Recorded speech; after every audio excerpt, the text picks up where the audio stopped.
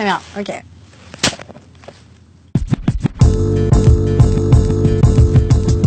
J'ai pas un modèle dans le sens où il n'y a pas quelqu'un qui m'a donné envie de faire de la politique. Je me suis dit en le voyant ou en la voyant ou en le lisant, c'est grâce à ça que je veux faire de la politique. Après, il y a des gens qui sont très inspirants, notamment des femmes. L'Arme de Gouges, par exemple, est un modèle évident de liberté, de courage. J'espère que ça n'a rien de spécifique d'être une femme en politique, en fait. Moi, je suis pour le droit à l'indifférence. Pour moi, être une femme politique, c'est d'abord être un ou une politique, en fait.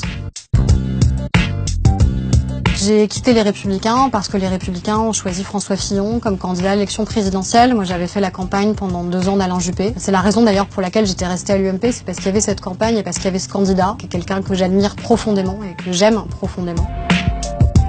C'est François Fillon qui a tué François Fillon.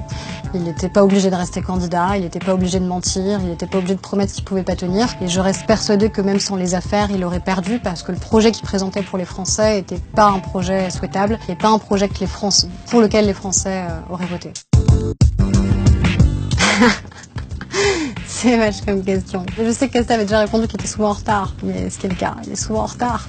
Non, sinon je vois pas de défaut au président de la République. Bonne question. À droite, c'est probablement Laurent Wauquiez, c'est peut-être Valérie Pécresse. À gauche, c'est peut-être Benoît Hamon, c'est peut-être Jean-Luc Mélenchon. C'est très difficile de le définir. L'extrême droite, c'est peut-être Florent Philippot, c'est peut-être Marine Le Pen. Après, c'est pas à nous de choisir notre opposition. Avant d'être députée, j'ai travaillé 8 ans dans le privé, dans des agences de com, où je travaillais pour des grands groupes privés notamment, sur toute leur stratégie de communication en France.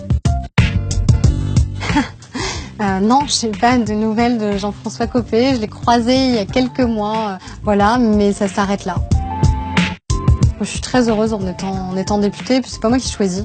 Donc si un jour le président de la République considère que ça peut être utile, c'est lui qui le décidera avec le Premier ministre. C'est pas moi qui le déciderai.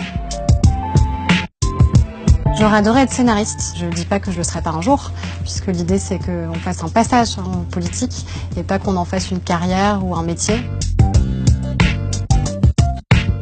Je serai jamais obligée de voter à un congrès du Parti socialiste.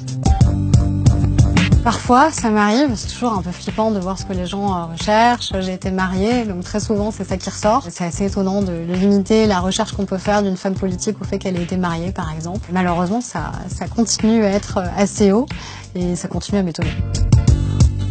Camus, le principal. Je pense que le livre que j'ai le plus offert, c'est Noces de Camus. Zweig, Romain Gary, c'est probablement les auteurs que j'ai le plus lus, que j'ai le plus offert, que j'ai le plus cités. Alors c'est un homme qui va chez son médecin parce qu'il est régulièrement malade, pas très bien, etc. Et donc du coup, le médecin lui dit écoutez, il va falloir changer votre alimentation, il va falloir veiller à ce que vous mangez, il va falloir moins boire, il va falloir diminuer aussi votre activité sexuelle. Et puis ça continue. À la fin, monsieur Camus me dit mais avec tout ça, docteur, est-ce que je vivrai au moins plus longtemps? Et le médecin lui répond ah, vous vivrez pas forcément plus longtemps, mais le temps vous paraîtra tellement plus long.